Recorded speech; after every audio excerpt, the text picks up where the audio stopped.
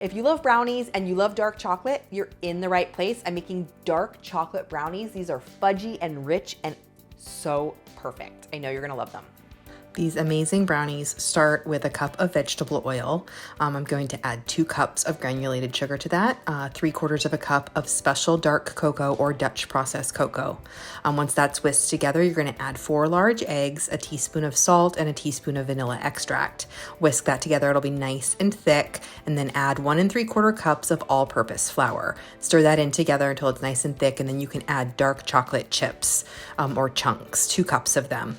Once that's mixed, you're going to put that into a 9 by 13 inch pan that's been lined with foil or parchment, spray with non-stick cooking spray, and then bake them at 350. See how easy that was? I love brownies. This is my favorite basic brownie recipe. You can switch these up any way you like, but adding that dark cocoa, oh my gosh, these are heaven.